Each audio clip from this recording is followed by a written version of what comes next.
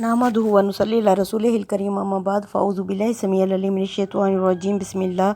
الرحمن الرحیم۔ معزز عزیز سامعین سامعات، السلام علیکم ورحمۃ اللہ وبرکاتہ۔ آج ہم پڑھیں گے سورہ بقرہ کی آیت نمبر 258۔ علم ترا، کیا تو نے نہیں دیکھا، الذی، اس شخص کی طرف، حجہ جو جھگڑا ابراہیم علیہ السلام سے، فی ربی، اس کے رب کے بارے میں،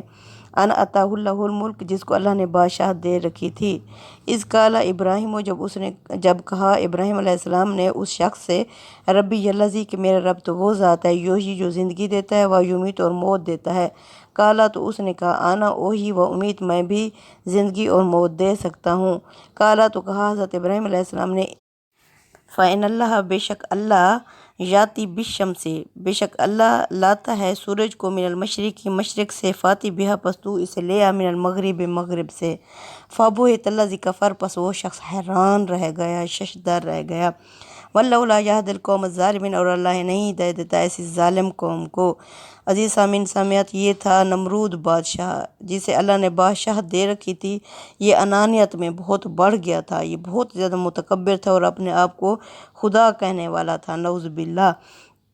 تو اس کی انانیت، اس کی غروریت کو ختم کرنے کے لیے اللہ تعالیٰ نے حضرت ابراہیم علیہ السلام کو اس کی طرف بھیجا، جس طرح حضرت موسیٰ علیہ السلام کو فرعون کی طرف بھیجا تھا۔ تو حضرت ابراہیم علیہ السلام نے اس شخص سے کہا کہ میرا رب تو وہ ہے جو زندگی اور موت دیتا ہے، کیا تو کر سکتا ہے اس طرح؟ اس نے کہا، ہاں میں کر سکتا ہوں۔ وہ سرکش انسان ایک شخص کو سولی پر لٹکایا جا رہا تھا، تو اس نے حکم دیا کہ اس کو چھوڑ دو، اور جو بے قصور تھا اس کو سولی پر لٹکا دیا۔ تو اس سرکش نے کہا کہ میں بھی کر سکتا ہوں، زندگی اور موت تمہارے سامنے میں نے ابھی کی ہے۔ تو حضرت ابراہیم علیہ السلام نے اسے کہا، ٹھیک ہے، یہ تو کر سکتا ہے، اچھا چل تو یہ کر کہ میرا رب روز سورج کو مشرق سے نکالتا ہے، تو آج اسے کل مغرب سے نکالا۔ فبہت الذی کفر، یہاں آ کر وہ حیران اور سرکش رہ گیا۔ عزیز سامعین، اللہ تعالیٰ متکبر اور سرکش انسان کو ہدایت نہیں دیتا۔ جو ہدایت چاہتا ہے اسے اپنی انانیت، اپنی متکبرانہ عادت کو ختم کر کے اللہ کے آگے عاجزی اختیار کر کے آنا چاہیے، تاکہ اللہ اسے ہدایت دے، کیونکہ متکبر انسان دھتکارا ہوا۔ جس طرح شیطان نے تکبر کیا تو اللہ تعالیٰ نے اسے لعین، اپنی رحمت سے دور کر دیا، استغفر اللہ۔ او کالذی مر علی قریۃ، یا وہ شخص جو گزرا،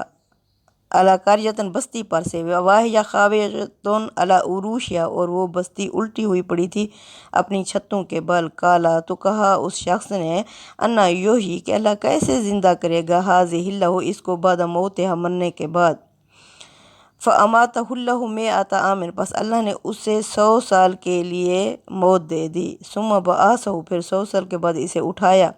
کم لبثت، اللہ نے فرمایا تو کتنا عرصہ رہا؟ قالا، تو اس نے کہا، لبثت، میں رہا، یوماً، ایک دن، او بعض یوم، یا دن کا کچھ حصہ۔ عزیز سامعین، یہ حضرت عزیر علیہ السلام کے بارے میں زیادہ رائے ہے کہ حضرت عزیر وہاں سے گزر رہے تھے بستی سے، تو انہوں نے کہا، اللہ تعالیٰ جو کیسے زندہ کرے گا، یہ اتنی الٹی ہوئی پڑی ہے، اس کی ہر چیز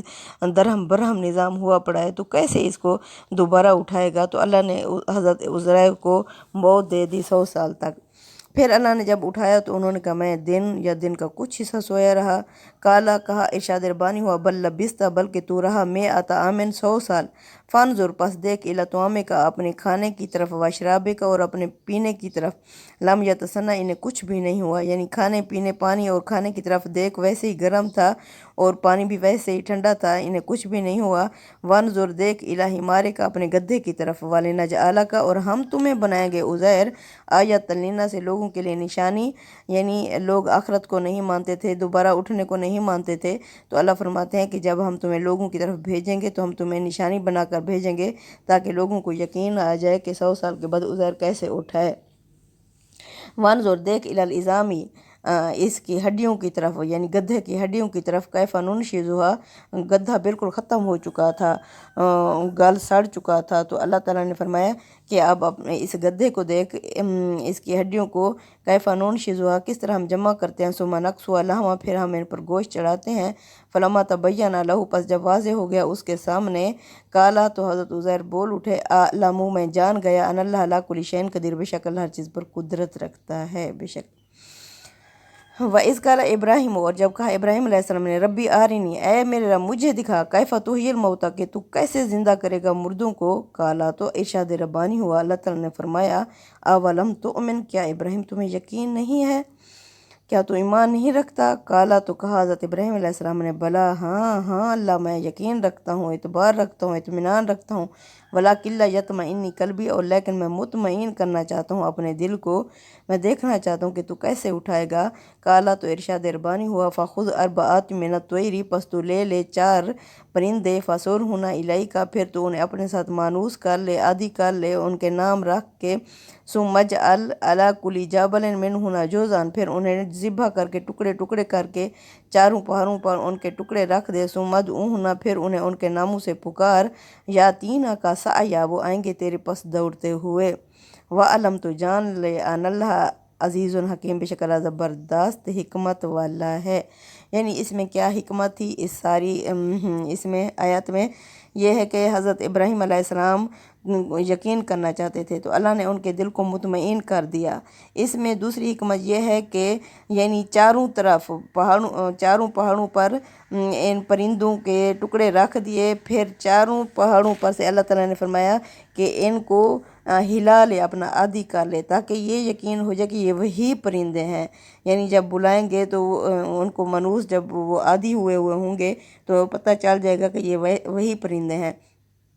تو اس طرح 4 پہاڑوں سے پھر وہ دوڑتے ہوئے تیرے پاس آئیں گے، وہ دوڑتے ہوئے آئے تو اس میں قیامت کا منظر ہے، جب قیامت کے والے دن سور پھونکا جائے گا تو چاروں طرف سے لوگ میدان حشر کی طرف آئیں گے، اور یہ وہی لوگ ہوں گے، یعنی جو ہم لوگ ہیں ہم وہی لوگ ہوں گے، یہ نہیں ہے کہ وہاں کوئی نئے پیدا ہوئے ہوں گے۔ تو اللہ تعالیٰ یہ بتانا چاہ رہے تھے کہ یہی لوگ ہوں گے اور چاروں طرف سے، اور میدان حشر کی طرف آئیں گے جب سور پھونکا جائے گا، تو یہ نہ سمجھنا کہ یہ کوئی نئے ہیں، اللہ نے ان کو چھوڑ کے نئی مخلوق پیدا کی ہے، نہیں، تم ہی لوگوں کو اللہ پھر پیدا کرے گا تاکہ اس سے لوگوں کو یقین ہو جائے۔